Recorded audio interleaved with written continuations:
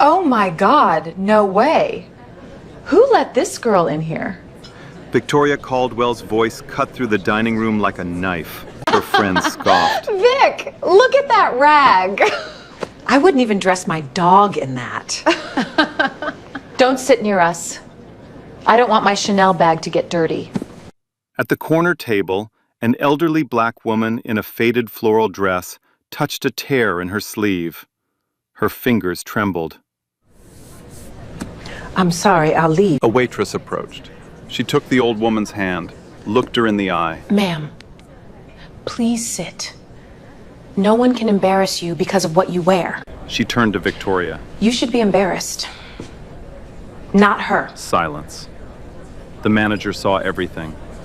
The waitress lost her job on the spot. But shortly afterward, a man walked in, and everything changed completely. 5:45 in the morning. Charlotte was still dark outside. Olivia Brooks sat on the edge of a squeaky bed in a one-bedroom apartment on the West End. The radiator clicked and hummed. The ceiling fan wobbled with every rotation.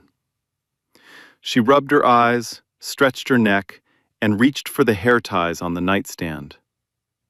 "Mama, it's too early," Kayla mumbled from under the blanket. "I know, baby. Come here. Let me do your hair." Kayla was 6. Big brown eyes.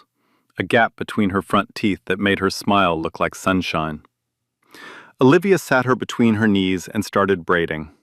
Gentle fingers, practiced rhythm. She'd been doing this since Kayla was 3. The apartment smelled like cocoa butter and last night's rice. A textbook sat open on the kitchen counter. Hospitality Management, 3rd edition.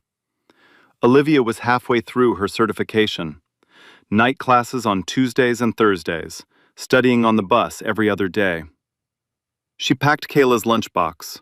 Peanut butter sandwich, apple slices, a juice box with a sticky note that read, "You're my favorite human." By 6:30, Kayla was dropped off at Miss Darlene's next door. By 7:15, Olivia was on the bus heading uptown. She read Chapter 9 the whole way, underlined sentences with a chewed-up pen. The bus smelled like diesel and wet metal. A man beside her coughed without covering his mouth. She didn't flinch. She just kept reading. La Fontaine sat on the corner of Trade and Tryon, uptown Charlotte. White stone exterior, gold-trimmed awning. A hostess stand made of dark walnut that probably cost more than Olivia's rent. Inside, white tablecloths, real silverware. The kind of glasses you're afraid to hold too tight. Entrees started at $58. The cheapest wine on the list was $42. Olivia had worked here for 14 months, one of only 2 black servers on staff. She was good, better than good. She memorized orders. She anticipated refills before the glass hit half. She smiled even when her feet ached so bad she could feel her heartbeat in her heels. The manager was Greg Holland, white, mid-40s, thin lips, always adjusting his tie like it was choking him. Greg wasn't cruel. He was worse. He was the kind of man who saw wrong and said nothing. The kind who whispered, "Just keep the peace," while someone else bled. Saturday afternoon, the lunch rush hit hard. A reservation under Caldwell, party of 8. They arrived at 12:15 sharp. Victoria Caldwell walked in first. White Chanel blazer, oversized sunglasses pushed up on her head. Perfume so strong it reached the kitchen. She didn't greet the hostess. She snapped her fingers twice and pointed at the reserved table. Behind her, her husband, Bradley Caldwell. Tall, quiet. The kind of man who spent his whole marriage learning when not to speak. Then came the rest. 5 friends, all white, all loud, all dripping in designer labels and loud opinions. They filled the center table like they owned the room. Menus were barely opened before the first bottle of wine was ordered. Then, at 12:30, the front door opened again. A different kind of entrance. Ruth Pierce walked in alone. Mid-70s. A faded floral dress, clean but old. A light cardigan with a tear at the left cuff. flat shoes. A worn leather handbag she held with both hands, close to her chest. She didn't snap fingers. She didn't scan the room for attention. She stood near the hostess stand and waited quietly until someone noticed her. "Table for one, please," she said. Her voice was warm, soft, like someone who had spent a lifetime being careful not to take up too much space. She was seated at a small corner table near the Caldwell party. She placed her handbag on the empty chair beside her. She opened the menu slowly, put on her silver-rimmed reading glasses, and began scanning the soup section. Nobody greeted her. Nobody smiled at her. One busboy leaned toward another and whispered, "She looks lost." Olivia was assigned to both tables. She went to Ruth first, not because she had to, because something about the old woman reminded her of her grandmother. "Good afternoon, ma'am. Can I start you with something to drink?" Ruth looked up. Her eyes were deep brown and tired, but kind. "Just water, please, and do you have a soup of the day?" "We do. Butternut squash. It's my favorite." Ruth smiled. "Then I'll trust you." It was the first time all shift someone had spoken to Olivia like she was a person. It started with a glance. Victoria was mid-sentence, something about a spa weekend in Asheville, when her eyes drifted to the corner table. She stopped talking. Her wine glass froze halfway to her lips. "Oh, you have got to be kidding me." Her friend Megan followed her gaze. "What?" "Look, corner table. Tell me I'm seeing things." Megan turned, saw Ruth, saw the faded floral dress, the worn cardigan with the tear at the cuff, the flat shoes with scuffed soles. She covered her mouth and laughed into her napkin. No way! How did she even get past the front door? Victoria set her glass down with a deliberate clink. She didn't lower her voice. She never did. That was always the point. She wanted every table to hear. "This is $100 a plate restaurant, not a soup kitchen. Someone needs to tell that woman she wandered into the wrong building." Her friend in the red dress chimed in. "The hostess should be fired for seating her. My cleaning lady dresses better." Another friend wrinkled her nose. "I can smell the thrift store from here." The table laughed. Not all of them. Bradley stared at his plate, but enough to fill the room with the ugly sound of people enjoying someone else's shame. 2 tables away, a couple exchanged uncomfortable glances but said nothing. A man near the window stared at his phone. Nobody spoke up. Nobody ever did. Ruth heard every word. Her spoon stopped halfway to her mouth. She set it down carefully. She didn't look up. She didn't look at anyone. Her left hand moved to the tear on her cuff and pressed it flat, as if hiding it could stop the laughter. It didn't. She closed her eyes for one moment and swallowed hard. She looked down at her plate of soup like it was the only safe place left in the room. Olivia was carrying a bread basket to table 6 when she saw Ruth's face. The old woman's jaw was tight. Her eyes were glassy. But she didn't cry. She just shrank, shoulders curving inward, head dropping low, like she was trying to disappear into the chair. Her fingers gripped the edge of the table, the only thing keeping her upright. Olivia knew that look. She'd worn it herself. On the bus, at the store, in rooms where people decided she didn't belong before she opened her mouth. She delivered the bread, smiled, but her hands were shaking underneath the tray. She wanted to scream. She wanted to walk over there and say everything burning inside her chest. But she had Kayla. She had rent. She had a life that couldn't afford a single wrong word. When she returned to the Caldwell table, Victoria was waiting. "Excuse me, waitress." "Yes, ma'am, how can I help?" Victoria didn't look at her. She looked past her, at Ruth. "What is your policy on letting anyone walk in off the street? Is there no dress code?" Ma'am, all guests are welcome. She ordered from the menu. Victoria laughed, a short, sharp laugh. The menu? Honey, she probably thinks the prices are phone numbers. Victoria tilted her head, smiled the way people smile when they think they own you. Sweetheart, look at her. She got dressed out of a dumpster. My 8-year-old has better clothes. This is fine dining, not a homeless shelter with tablecloths. Megan leaned in. I wouldn't post a photo with that in the background. It cheapens the whole experience. The woman in red added, Move her, behind a partition, anywhere we don't have to see her. The words hit Olivia like a slap. Her pulse climbed into her throat.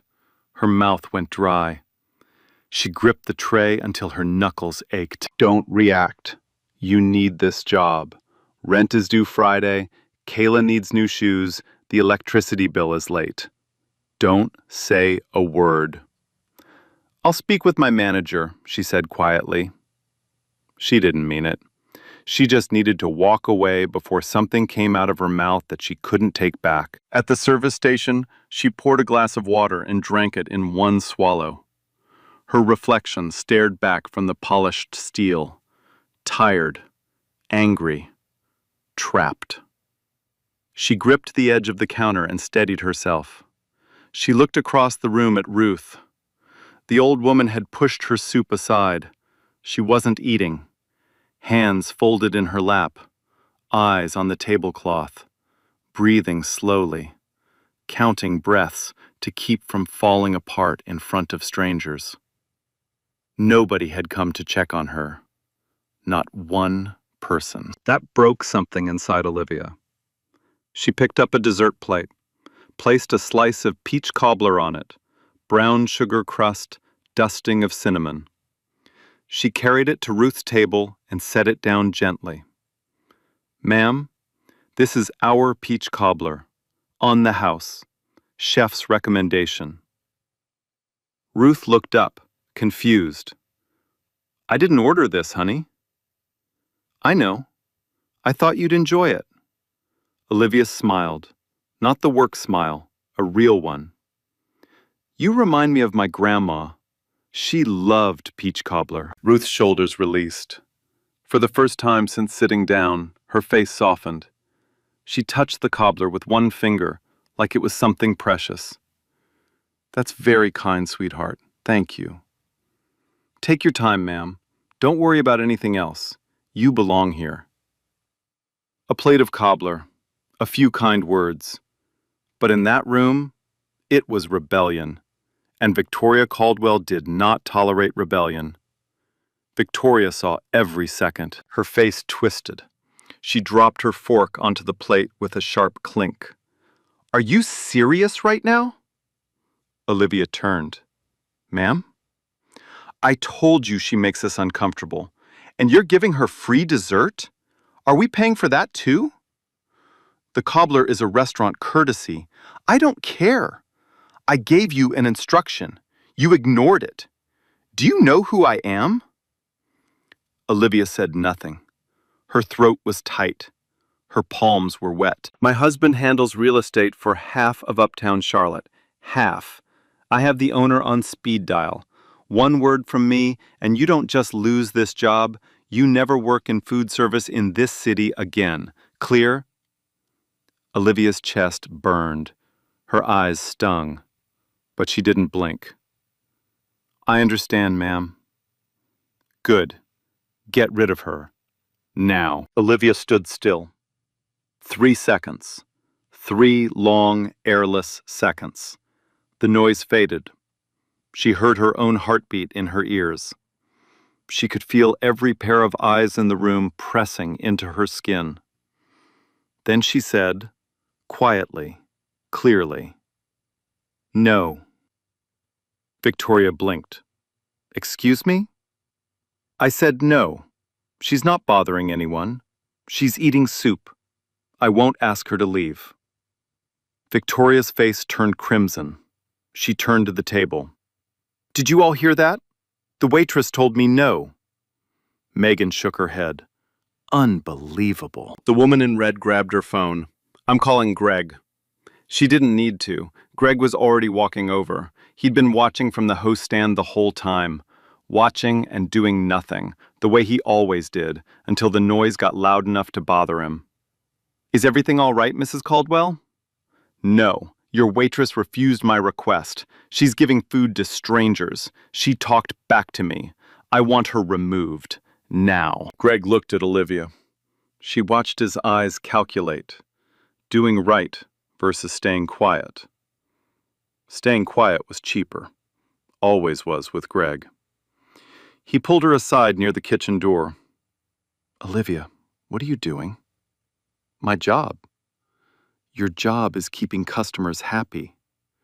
She is a customer, Greg. She ordered food. She's paying. The Caldwell table runs $2,000.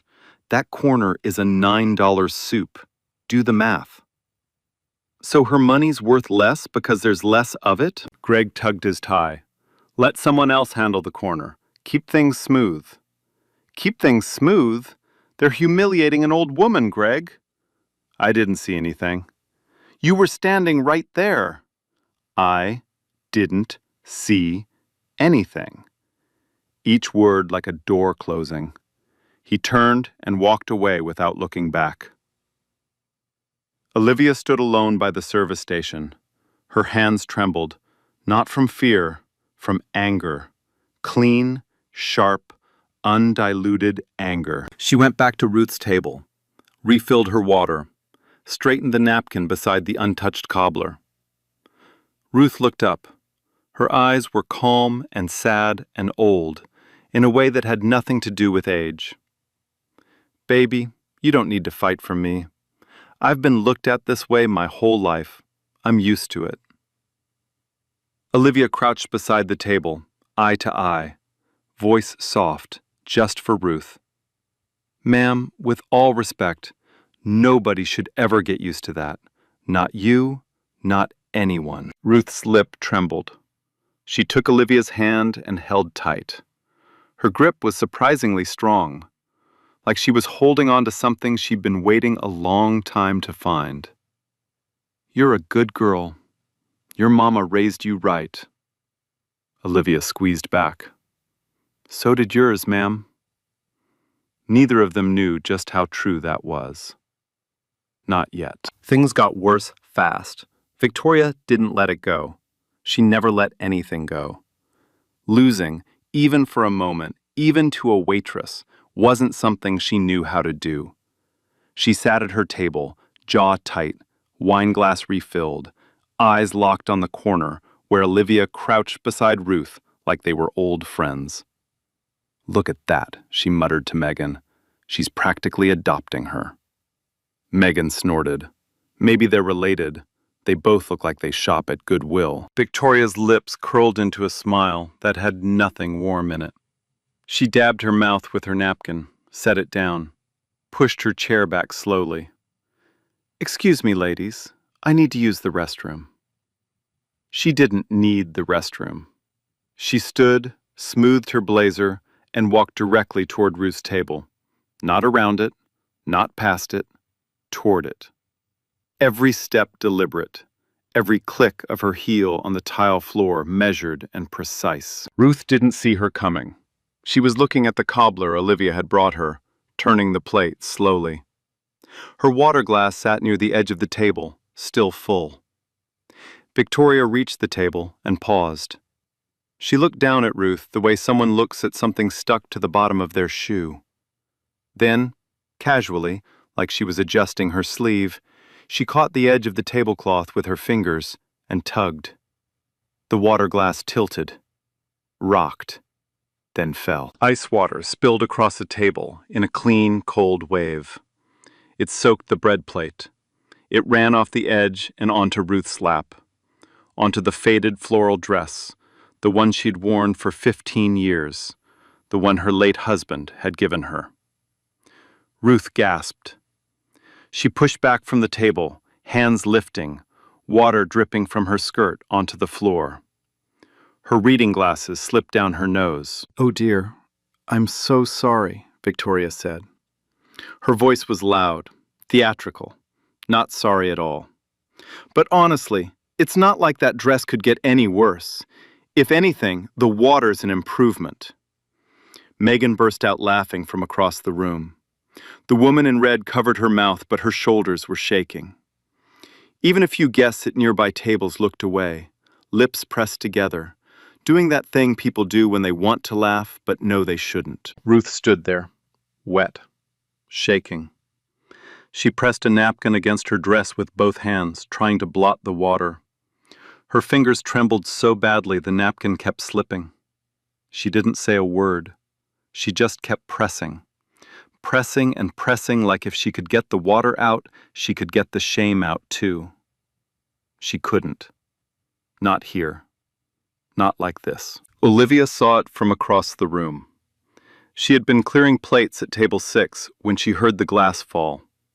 She turned and saw Ruth, standing, soaped, trembling, and Victoria beside her, smiling like she had just won something small and cruel. Olivia's tray hit the service station with a loud clatter. She crossed the dining room in 5 steps. "Ma'am, are you okay?" She grabbed clean napkins from the next table and started blotting Ruth's dress. "Here, sit down. Let me help you." "I'm fine, sweetheart," Ruth whispered. But she wasn't fine. Her voice was cracking at the edges.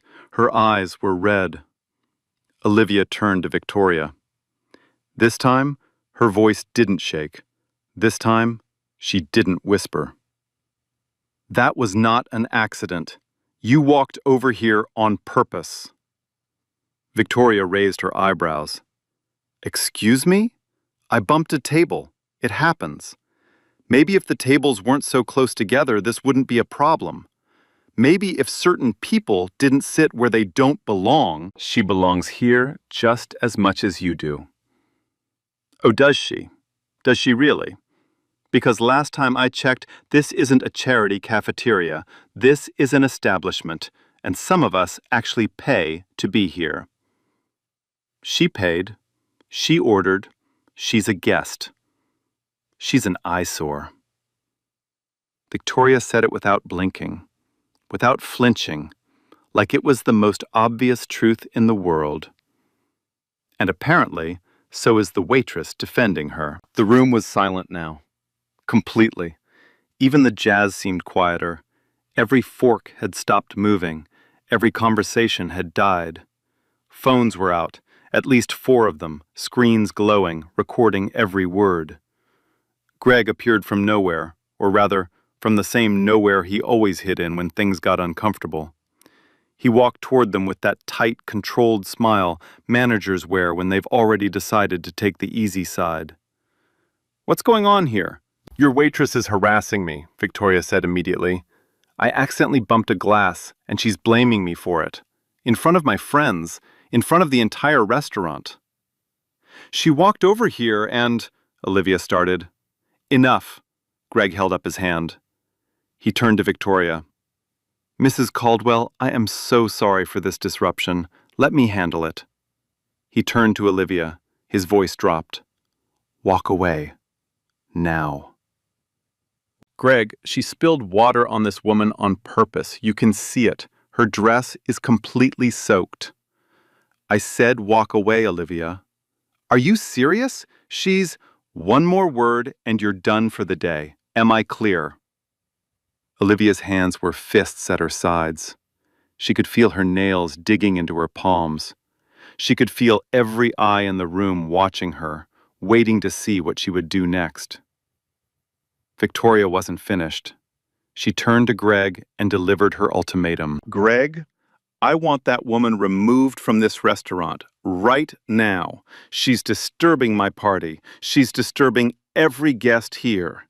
Either she goes, or my group walks. And we take our tab with us, $2,000. Your call." Greg hesitated. 1 second, 2. Then he walked to Ruth's table. "Ma'am," he said softly, "I think you might be more comfortable somewhere else, perhaps another restaurant nearby. I can call you a car. Ruth looked up at him. Her eyes were wet but steady. I haven't finished my soup. I understand, ma'am, but given the circumstances... The circumstances? Ruth's voice was still calm, still soft. The circumstances are that a woman poured water on me, insulted my clothes, called me an eyesore, and now you're asking me to leave? Those are the circumstances? Greg said nothing. He tugged his tie. He stared at the floor. That was the moment Olivia broke. She stepped forward, past Greg, into the center of the dining room where everyone could see her, every phone could catch her, every ear could hear her. No, she is not leaving. She is a paying customer. She is sitting quietly. She has done nothing wrong. If anyone should leave this restaurant, it is the woman who deliberately humiliated her. Not once, not twice, but 3 times in the last 30 minutes. Victoria's face twisted. Oh, here we go. Here we go. Playing the victim, as usual. You people always do this. Always making everything about race. Always looking for someone to blame. It's exhausting. The words landed in the room like a grenade. Several guests flinched visibly.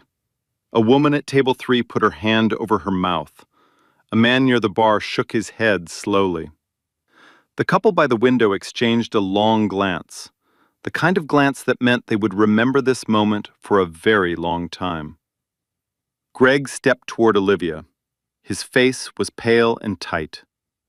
Olivia, you're done. Go get your things. Your shift is over. Greg, you're fired, Olivia. Right now. Go. The word hit her in the chest. Fired. In front of everyone. In front of the woman she was trying to protect. In front of the woman who just called her, you people. She could feel the heat crawling up from her neck to her face. Her vision blurred for half a second. Olivia stood still for 5 long seconds. She looked at Victoria, who was smirking. She looked at Greg, who wouldn't meet her eyes. She looked at the dining room full of people who had watched everything and done absolutely nothing. Not one hand raised, not one voice.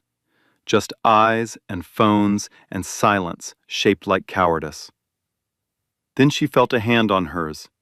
Ruth had stood up from her chair, her dress still wet, her cardigan still torn, her eyes still red. But something in her face had changed. She wasn't small anymore. She wasn't shrinking. She was standing up straight, and she was looking at Olivia with something that looked like pride. She took both of Olivia's hands in hers and held them tight. Thank you, child. You stood up for me when nobody else would. You don't know what you just did, but you will. I promise you. You will. Olivia's eyes filled. She squeezed Ruth's hands. She couldn't speak. She just nodded. Then she untied her apron, folded it once, set it on the nearest table, and walked toward the front door. Her back was straight, her chin was lifted. She didn't look at Victoria. She didn't look at Greg. She walked out like a woman who had just lost her job, but kept something far more important. Victoria raised her glass and took a long, slow sip. Finally. Now can we enjoy our lunch in peace? Nobody answered. Nobody laughed. The room stayed completely still. Outside, a black SUV was pulling up to the curb. Olivia pushed through the front door and stepped out into the afternoon sun. The heat hit her face like a wall. Her eyes were burning. Her chest was tight. She stood on the sidewalk, apron gone, dignity intact, and absolutely no idea what she was going to do next. Rent was due in 6 days. Kayla needed shoes. The electricity bill was already late. And she had just lost the only job keeping all of it together. She pressed her palms hard against her eyes and breathed. That was when the black SUV pulled up. It was a Cadillac Escalade, polished, tinted windows. It rolled to a stop directly in front of the restaurant. The engine idled. Then the rear door opened. A man stepped out. He was tall, black, mid-40s, tailored charcoal suit, silver cufflinks, Italian shoes that clicked on the sidewalk with the sound of someone who didn't rush for anyone. His watch caught the sunlight, not flashy, but heavy. He walked past Olivia without looking at her. His eyes were locked on the restaurant door. His jaw was set tight. His phone was in his hand. He pushed through the entrance and scanned the room. Ruth saw him first. Her face changed completely. The exhaustion, the sadness, the quiet resignation, all of it disappeared in a single breath. She let go of the napkin she'd been pressing against her dress and whispered one word. Donovan. He crossed the dining room in 4 long strides. He reached her table, took one look at her soaked dress, her red eyes, her trembling hands, and something in his face went very, very still. Mama. His voice was low, controlled, but underneath it, something was shaking. Your watch sent me an alert. Your heart rate spiked 20 minutes ago. What happened? Ruth looked up at her son. She opened her mouth, closed it, opened it again. Then she told him. Everything. The comments about her dress, the laughter, the water, the woman in the white blazer, the manager who asked her to leave, and the waitress, the young black woman who stood up for her when no one else in the room would. Donovan listened without moving. His eyes didn't blink. His expression didn't shift. But his right hand, the one holding his phone, was gripping it so tightly the case creaked. When Ruth finished, the room was silent. Every table, every guest, every phone still recording. Donovan straightened his jacket. He turned slowly and faced the dining room. Greg recognized him first. The color drained from his face like someone had pulled a plug. His mouth opened. No sound came out. He took one step backward. He knew exactly who Donovan Pierce was. Everyone in Charlotte commercial real estate knew who Donovan Pierce was. CEO of Pierce Atlantic Holdings, one of the largest black-owned commercial real estate firms in the Southeast. Holdings valued at over $800 million. And one more thing. Pierce Atlantic Holdings owned the building they were all standing in. The building that housed La Fontaine. The building whose lease was up for renewal in 90 days. Donovan didn't raise his voice. He didn't need to. The woman you just humiliated, the woman you poured water on, called an eyesore, and tried to throw out of this restaurant, is my mother. The room didn't gasp. It was worse than a gasp. It was the sound of 30 people holding their breath at exactly the same time. A collective freeze. Forks suspended. Glasses halfway to lips. Nobody moved. Her name is Ruth Pierce. She raised me and my 2 sisters alone after my father passed. She worked 3 jobs for 16 years so we could eat. She wore that dress today, the one you laughed at, because my father gave it to her on their 25th anniversary. She keeps it because she loved him, not because she can't afford a new one. He paused. Let the silence do the work. She doesn't dress to impress strangers. That's a principle, not a punchline. Victoria's face had gone completely white. Her wine glass was frozen in her hand. Her lips were parted, but no words came out. For the first time all afternoon, Victoria Caldwell had absolutely nothing to say. Bradley was worse. He had both hands flat on the table, staring at his plate like he was trying to melt through the floor. He knew. He knew exactly what this meant. His firm, Caldwell and Associates, managed 4 commercial properties for Pierce Atlantic Holdings, worth millions in annual contracts. He knew those contracts were already dead, gone before Monday morning. Donovan turned slowly toward the front door. Olivia was still standing on the sidewalk, wiping her eyes, trying to figure out how to tell Kayla that Mama lost her job today. "Excuse me." Olivia turned, saw the man in the suit, saw Ruth standing behind him in the doorway, still holding her wet napkin, still wearing her torn cardigan, but smiling. For the first time all afternoon, Ruth was smiling.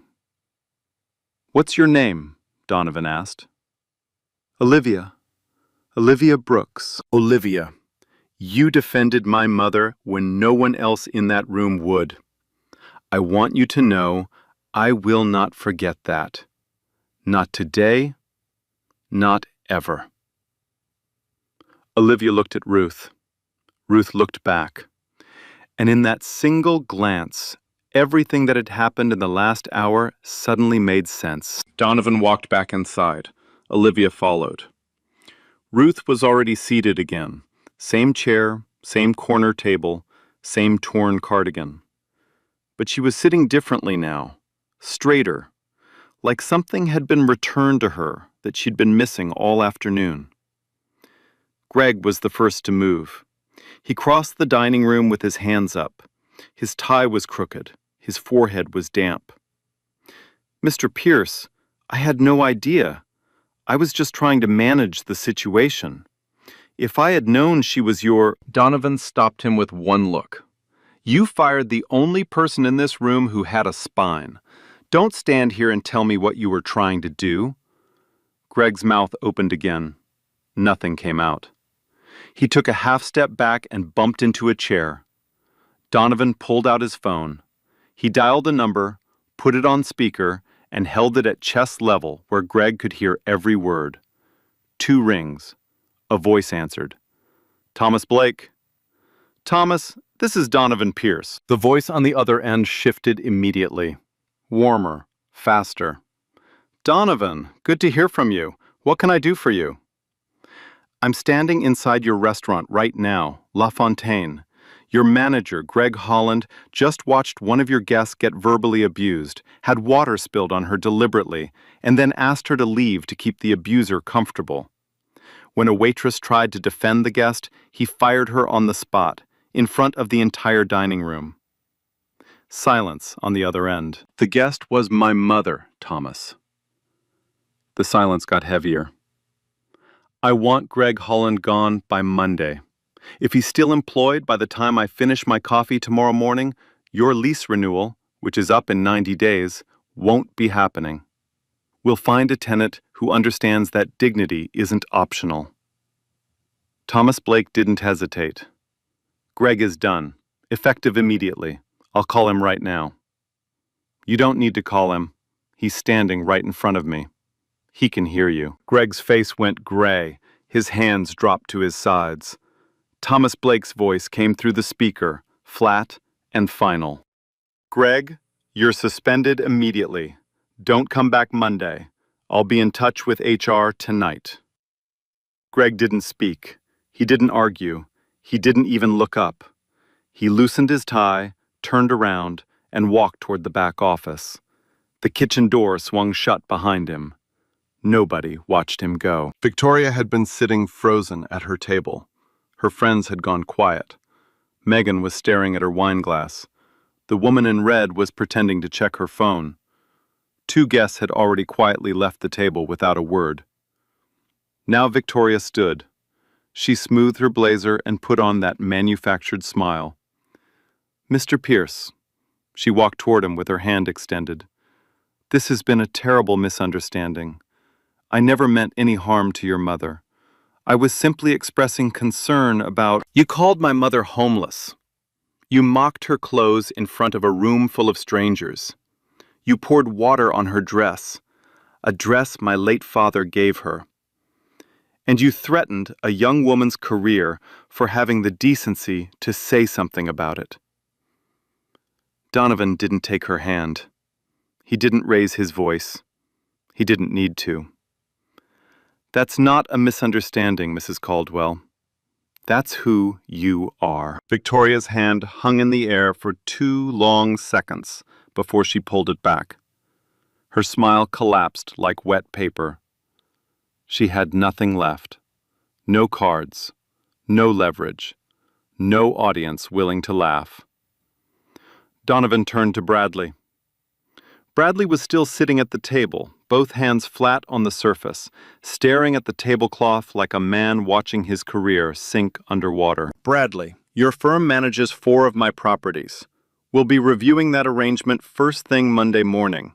I'd suggest you prepare accordingly. Bradley nodded once, slowly. He didn't speak. He didn't look at Victoria. He didn't look at anyone.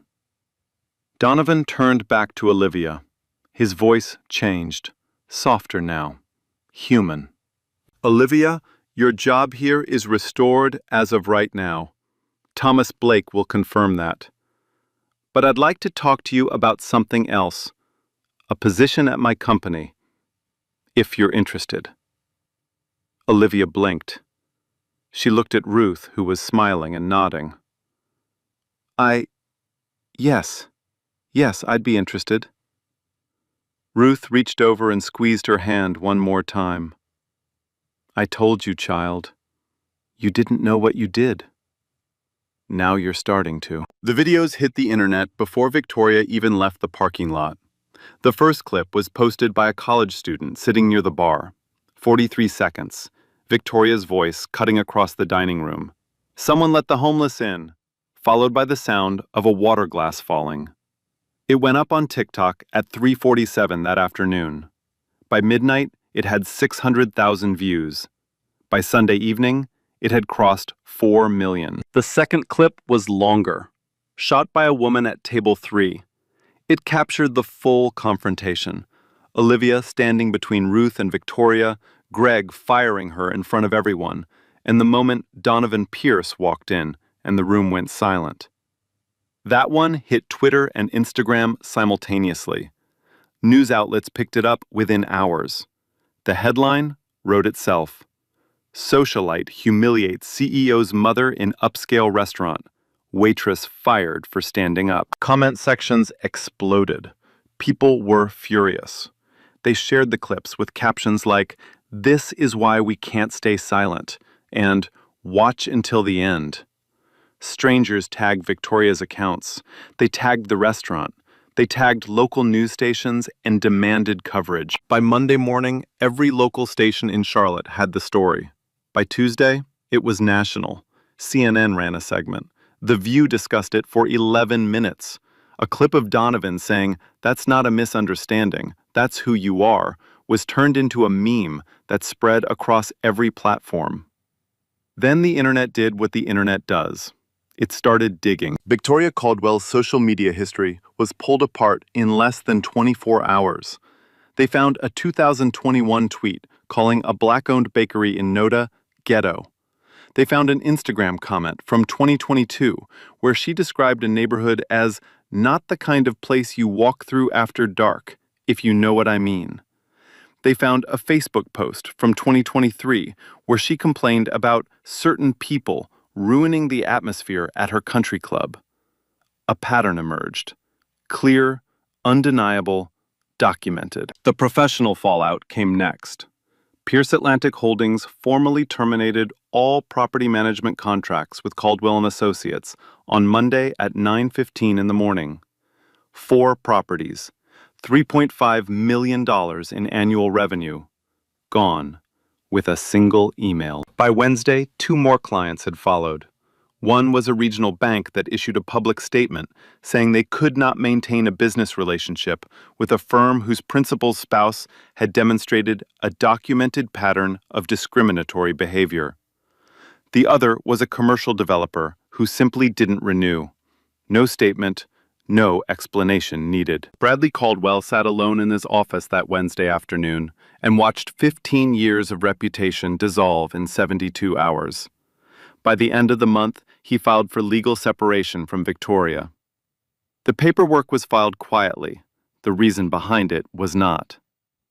Greg Holland's story didn't end with suspension. Thomas Blake launched an internal review of LaFontaine's management practices the following week. What he found made the situation worse. 2 prior complaints had been filed by black staff members over the previous 18 months. One about a guest using a racial slur that Greg dismissed as a misunderstanding. Another about Greg assigning black servers to less visible tables during high-profile events. Both complaints had been buried.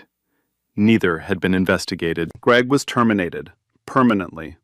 LaFontaine issued a formal public apology, hired a new general manager, and implemented mandatory bias awareness training for all staff. The restaurant also established a policy that any guest engaging in discriminatory behavior towards staff or other guests would be asked to leave immediately, regardless of their tab.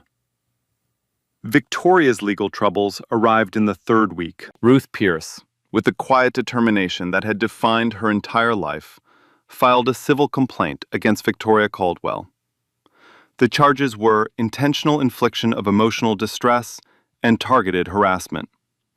Ruth's attorney presented the restaurant footage, the witness statements from staff and diners, and Victoria's documented history of discriminatory remarks on social media. Victoria's legal team pushed hard for a private settlement. Ruth declined without hesitation. "I didn't come this far to settle quietly," she told her attorney. "I want her to hear it said out loud, in a room where it matters." The hearing took place 6 weeks later in a Mecklenburg County courtroom. The judge reviewed the evidence, heard testimony from 3 witnesses, including Olivia, and delivered a ruling that left no room for interpretation. Victoria Caldwell was ordered to complete a mandatory sensitivity and cultural awareness education program. She was sentenced to 200 hours of community service to be performed at a homeless shelter in Charlotte's West End, the same neighborhood where Olivia raised her daughter. And she was ordered to pay $50,000 in damages to Ruth Pierce. When the ruling was read, Victoria sat motionless in the courtroom. She didn't cry. She didn't react. She just stared at the table in front of her. And for the first time in her life, she had no audience, no leverage, and no way to make the truth go away. The local news ran a follow-up segment 3 days after the ruling. A Charlotte reporter sat down with Ruth and Olivia together, side by side on a bench outside the courthouse. Ruth spoke first. "My son built something incredible. But I never let money change who I am. That dress everyone laughed at? My husband gave it to me. He's been gone 11 years. I wear it because when I put it on, I still feel him with me. That's worth more than anything in any closet." Olivia spoke next. "I didn't do anything special. I just didn't want her to feel invisible. Everyone deserves to be treated like they matter. That's not heroic. That's basic." The interview aired Thursday evening.